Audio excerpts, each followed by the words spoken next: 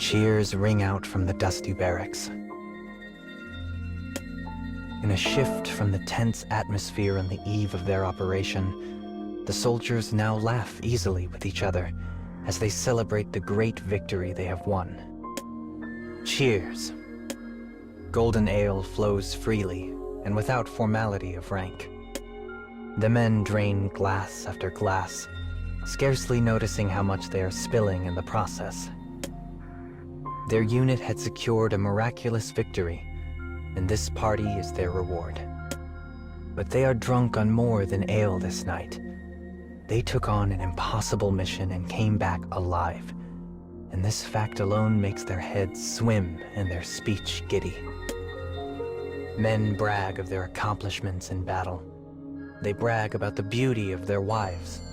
Every lip is loosened and free. Apparently, some of the soldiers even earned promotions for their valor on the mission. But inside this bright atmosphere, a single young soldier sits apart from the others, with a glum look on his face. He had infiltrated the enemy base alone, against the orders of his direct commander, and slain the enemy captain. Though their victory was due in large part to this deed, his actions were still troubling. No matter how well it had turned out, he had ignored a direct order from a superior. A court-martial would be unsurprising. That he did so because of a personal grudge is perhaps the most troubling fact of all. By all rights, he should have died on that battlefield. But his life was saved by his fellow soldiers, and especially by the quick thinking and bravery of the very captain whose orders he was so quick to disregard. Regardless, the boy sits alone, not bothering to thank the men around him or share a meal or drink. His mind is still back with the enemy commander, the same man who killed his parents so long ago. After years of chasing him, the boy had finally cornered his target and plunged his weapon into his heart, along with all of his hate. But the fall of the curtain on his revenge was hollow. He felt no exhilaration, no accomplishment. Instead, he was left with the empty bones of a past he could never reclaim. With that gloomy sadness filling the boy's head, the dying enemy captain spoke to him. He told the boy something that turned everything he'd ever believed on its head. And now, he sits among his celebrating fellows and replays the words over and over again in his mind. The secret of my birth, my past, my true father. It is so far-fetched as to stretch the bounds of credulity, and yet he is unable to set it aside. The boy stares blankly into space. The drink in his hand has long since grown warm, but he pays it no mind. Suddenly, a brawny soldier approaches him. Ignoring his troubled state, he plops down beside him with a most inconsiderate thud. This man had always treated the boy harshly, more like an enemy than a fellow soldier in the ranks. "You here to pick another fight?" asks the boy. He can't even bother to lift his head for the query, feeling all the more gloomy from the man's presence. "Fight? No, boy. I'm damn proud of you." The boy is shocked to hear actual praise coming from the man. So shocked that he looks up in spite of himself.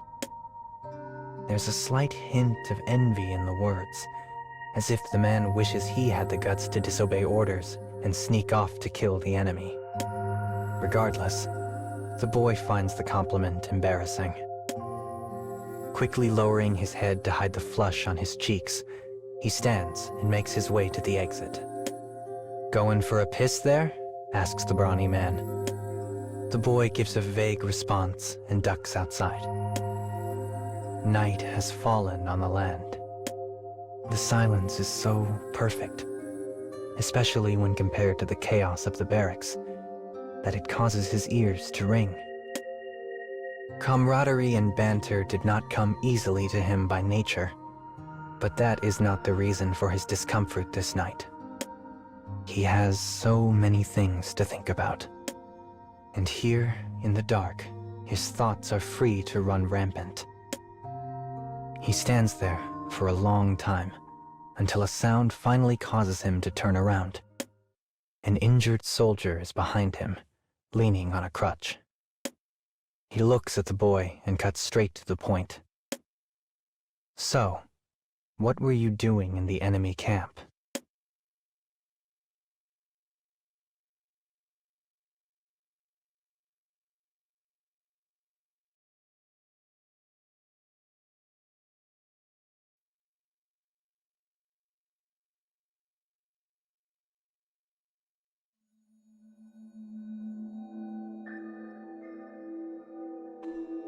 The night had deepened, the surroundings now fully dark. Faint light streams out from the windows of the barracks. The soldiers inside were still busy drinking and boasting. But here, away from all the sound and bluster, two fellow soldiers face each other in silence. The boy studies his unexpected visitor.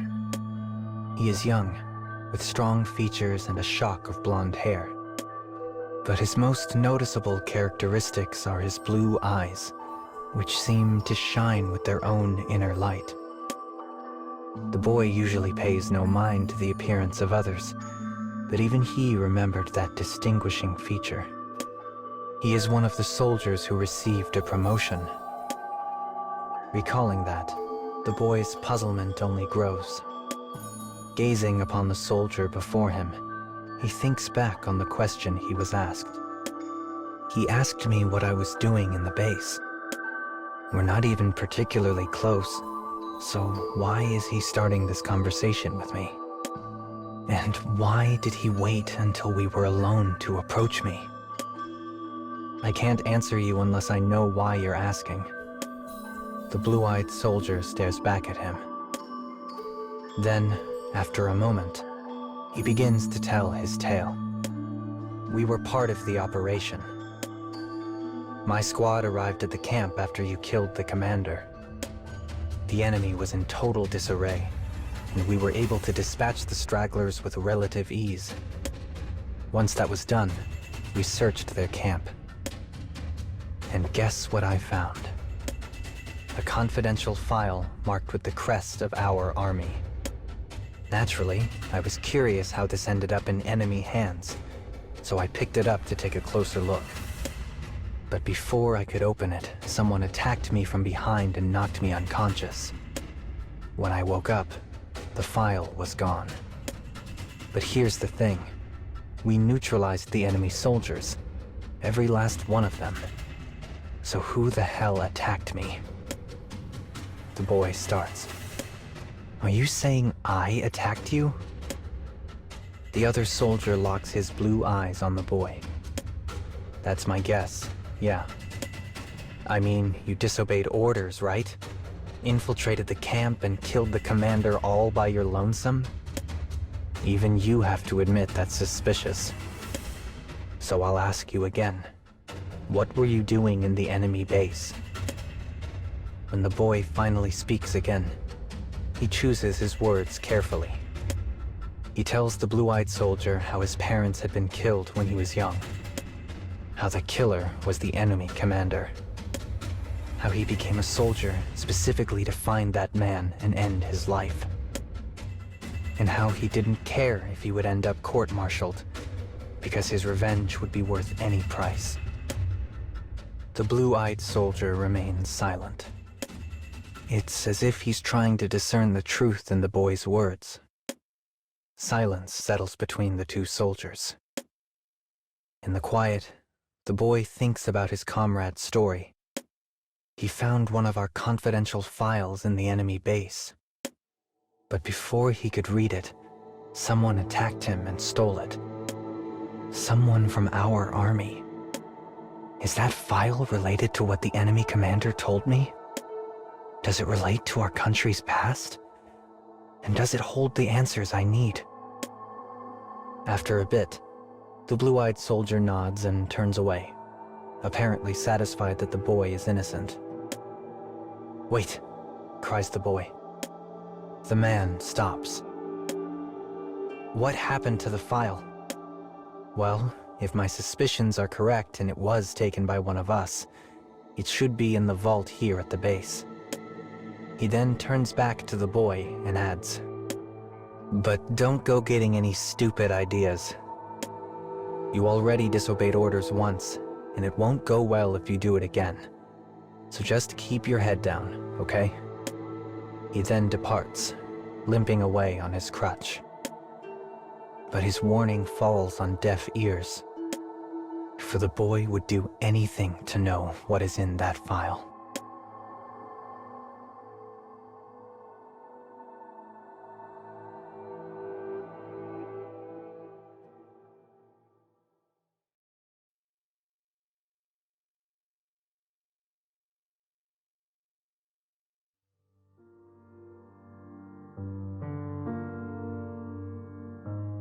Why did he tell me that story in the first place?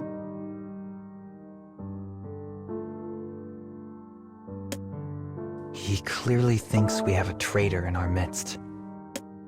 He made contact in hopes of finding out who it is, so maybe we can form a partnership and... The boy lets this thought marinate in his mind for a bit, before suddenly rejecting it. If the file does contain the secret of his birth, he doesn't want anyone else knowing about it. He begins to formulate a plan. The blue-eyed soldier is likely correct.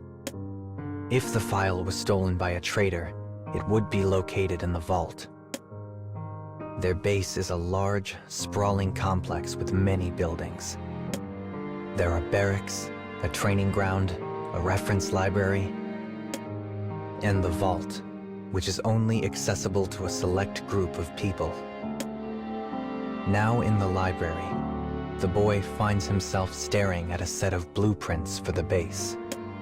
Coated in dust and weathered away to a dim yellow color, they seem ready to fall apart in his hands.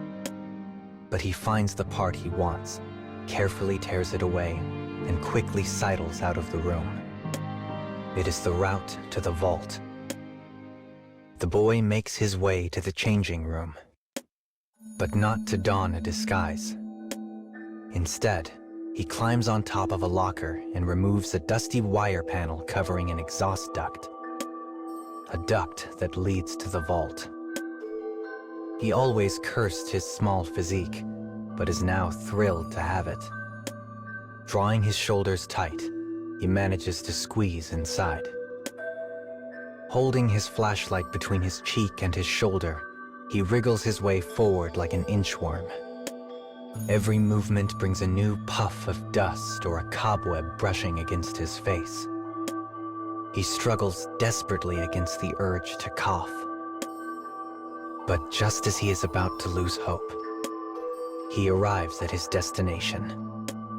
According to the blueprints, the vault is directly below him. With a sigh of relief, he reaches out to the wire panel. But he can't get it free. Anger suddenly races through him, and he makes a rash decision. Applying all of his strength to it, he shoves the panel until it breaks apart with a crack loud enough to wake the dead. The boy scans the inside of the vault, certain that he has alerted a guard or triggered some kind of alarm. The only source of light is a dimly illuminated exit sign. When no one comes to investigate, the boy lets out a sigh of relief. Wiping a bit of sweat from his brow, he lowers himself down. The vault is filled with row after row of metal shelves. Each shelf has a number, with contents organized by date and type, such as confidential documents or artifacts claimed from the enemy. The boy roams through the rows, shining his light here and there. He checks dates on the confiscated items and opens any file that seems like it might be relevant to his interests. Finally, he stumbles across a folder with the word "confidential" stamped across it. It also contains the seal of their army, just like the one from the other soldier's tail. The boy takes a deep breath and opens it. The words inside immediately draw his eye. Infant abduction strategy. His heart begins to race. With a single trembling finger, he reaches out and slowly turns the page. It is a complete accounting of his country's actions. The plan was designed to create powerful soldiers. They researched genes from people across the world, looking for those with the traits they sought. Before long, they had a pool of possible recruits. Once an infant was found from a desired genetic line, they were kidnapped and raised as one of their own citizens. Everything the enemy commander had told him was true, and with each line he reads, the boy's long-held beliefs collapse. It is a pain unlike anything he has ever felt.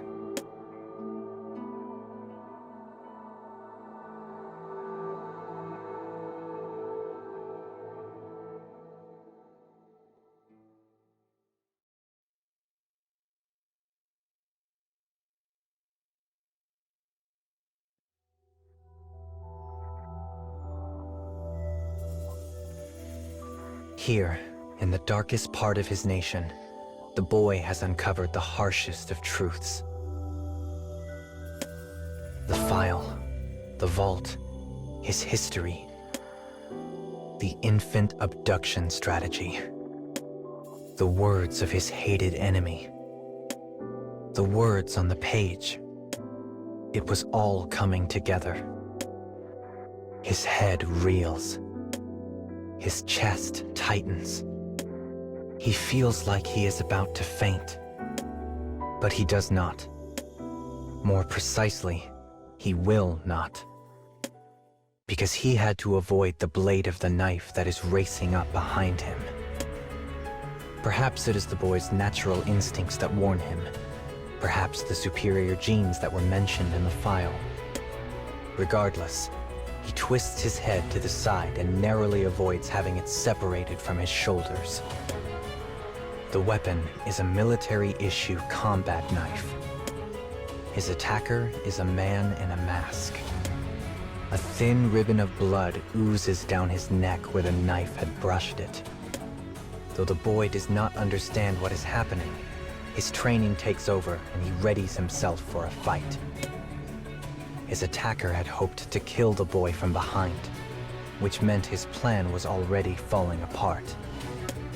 Taking advantage of this brief lapse, the boy twists to the side and spins around to face his attacker. He grabs his arm by the elbow and wrist, locking it in place. Then he shoves the man into a nearby wall and tears off his mask to reveal a pair of beautiful blue eyes. The boy is stunned for the briefest of moments, but it is enough. The attacker twists his arm from the boy's grasp and backs away from him. "Well, that was damn unlucky," says the man. "Or maybe you're just better than I thought. Also, I thought I told you not to get any stupid ideas." It was true. The man had given him a warning. But the boy had ignored it, and now they were facing off once more. This time, there would be no talk, no parley. Instead, only one of them would leave the vault alive. The blue-eyed soldier snarls at the boy. It is a sound of anger, sadness, and indecision. "Do you think I wanted to do this? You think I wanted to stab a fellow soldier in the back?" The blue-eyed man then tells the boy a shocking truth. The chatter at the party about the blue-eyed guy being promoted was based on a lie. He had actually been transferred to the National Intelligence Corps. There, he was ordered to feign injury while eliminating anyone who might threaten state secrets. One of those targets was the boy, who had attracted attention when he ignored orders and entered the enemy camp alone. His superiors ordered him to test the boy by revealing confidential information in order to see where his true loyalties lay. "God damn it," breathes the man when his tale is done. "God damn it." His emotions take hold, and he lunges at the boy. But the younger soldier calmly dodges the blow and takes a couple of steps back, waiting for an opportunity to deploy the small knife he has hidden on his person. "You came here expecting prey," thinks the boy. "But in the end, I am the one hunting you." The man screams and lunges at the boy again, but the attack is sloppy and easily dodged. As his foe lumbers past, the boy pulls his knife from its sheath and draws it across the man's throat. The blue-eyed man falls to his knees, gasping. He presses his hands against his throat, but the blood simply courses through his fingers. As his heartbeat slows, he leans against a wall and slowly slumps to the floor. The light in his beautiful blue eyes dims. The boy gazes into them quietly. He does so for a very long time. When he finally comes back to reality, the man is no longer breathing. Sheets of paper from the file are scattered at his feet. He picks up one blood-soaked page and looks it over. It is a list of all the children who had been abducted. The plan had been in place for some time, long enough that many of his superiors and fellow soldiers were likely victims of it. They had been stolen from other countries, incorporated into a new nation, and given fake lives, just as he had been. Unable to collect his chaotic thoughts, he finds himself presented with a cruel truth. By killing a man who was supposed to be on his side, he finds himself with nothing left to trust. Not his country, not his fellow soldiers, and not even himself. Anger, sadness, unease, fear, hate. All these emotions swirl and churn in his heart. So then, what should I live for? The words that spill from his quivering lips are quickly swallowed up by the darkness.